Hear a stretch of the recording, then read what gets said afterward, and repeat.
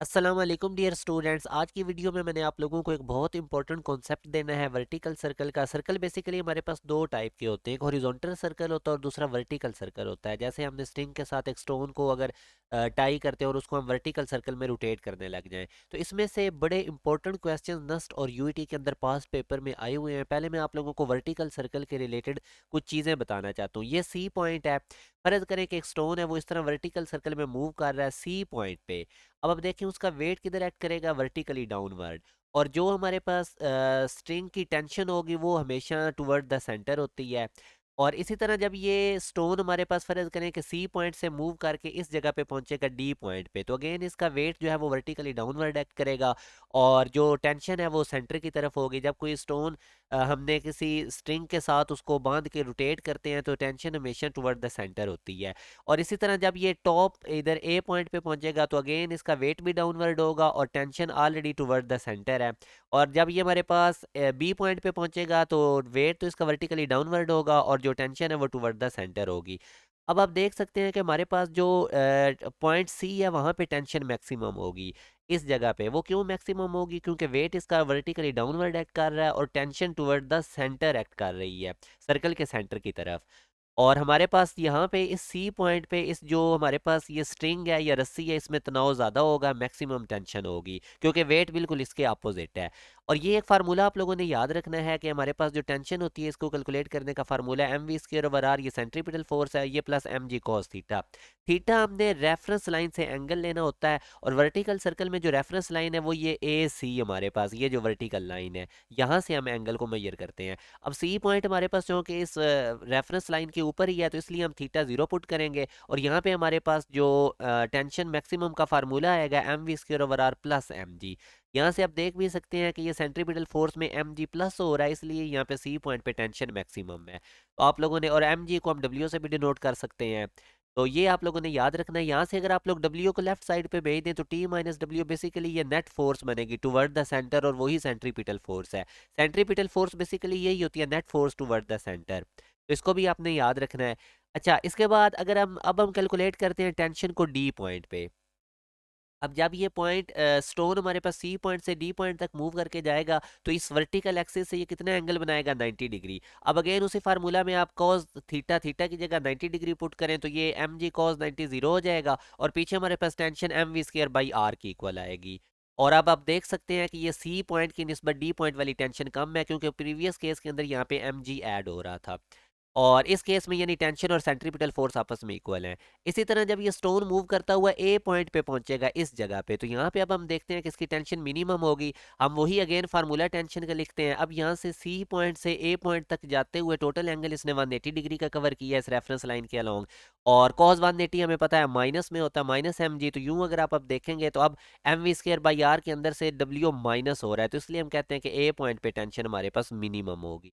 बड़े इंपॉर्टेंट ये कॉन्सेप्ट्स हैं, आप लोगों ने इनको अच्छे तरीके से देखना है। और यहाँ से अगर सेंट्रीपिटल फोर्स निकालनी हो तो माइनस डब्ल्यू लेफ्ट साइड पे जाके प्लस हो जाएगा और ये सेंट्रीपिटल फोर्स की इक्वल आ जाएगा। अच्छा, अब बी पॉइंट पे हम देखते हैं कि टेंशन कितनी किस तरह होगी। अगेन आप देखें, जब ये सी पॉइंट से स्टोन स्टार्ट हुआ था घूम के बी पॉइंट तक आएगा तो टोटल 270 डिग्री एंगल कवर करेगा। अब थीटा की जगह 270 डिग्री पुट करें तो हमारे पास कॉस 270 डिग्री, बेसिकली ये अगेन हमारे पास जीरो हो जाएगा। तो यहाँ से अब आप देख सकते हैं कि टेंशन सेंट्रीपिटल फोर्स की इक्वल है। और यहाँ से अब हम कुछ रिजल्ट भी मैं आपको बता देता हूँ कि डी पॉइंट और बी पॉइंट पे जो टेंशन है वो इक्वल होगी और सेंट्रीपिटल फोर्स की इक्वल होगी। सी पॉइंट पे हमारे पास टेंशन मैक्सिमम होगी, M V square by R के अंदर डब्ल्यू ऐड हो जाएगा। और ए पॉइंट पे हमारे पास टेंशन मिनिमम होगी, M V square by R के अंदर डब्ल्यू हमारे पास माइनस हो जाएगा।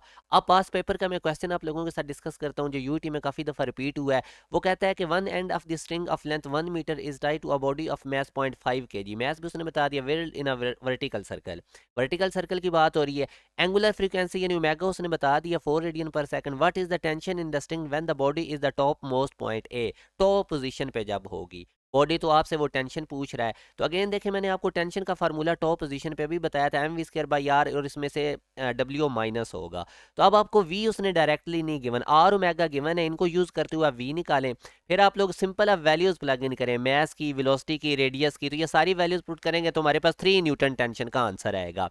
एक और क्वेश्चन हम देखते हैं पास्ट पेपर में, जो ये नस्ब के अंदर भी क्वेश्चन आ चुका है। वो कहता है if we will a stone at the end of a string in the vertical circle it is likely to break when the stone is, कि किस, वो एक वर्टिकल सर्कल में एक स्टोन को घुमा रहा है स्ट्रिंग के साथ, तो वो रस्सी के साथ, तो वो कह रहा है कि किस जगह पे उसके चांसेस हैं कि वो ब्रेक हो सकता है। तो अभी मैंने आपको बताया था कि बॉटम पोजीशन पे टेंशन मैक्सिमम होती है, और वहाँ पे टेंशन का फार्मूला भी हमने ये देखा था, तो इसी जगह पे लोएस्ट पॉइंट पे चांसेस हैं कि वो जो स्ट्रिंग है वो ब्रेक हो जाएगी। अब आप लोगों के साथ मैं मैथ के कुछ क्वेश्चन डिस्कस करता हूँ। होमोजीनियस इक्वेशन में से कुछ बड़ा एक रिपीटेड क्वेश्चन है।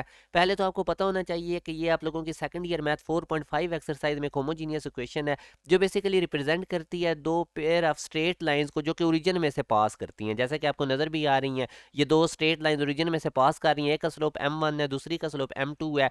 तो याद रखें इनका point of intersection in lines का ओरिजिन होता है, और इन दोनों लाइंस के जो स्लोप है उनका सम -2h/b होता है। Very important point. और इन दोनों लाइंस की जो स्लोप है उनकी प्रोडक्ट a/b के इक्वल होती है। तो ये दोनों फार्मूलाज आपने याद रखने हैं।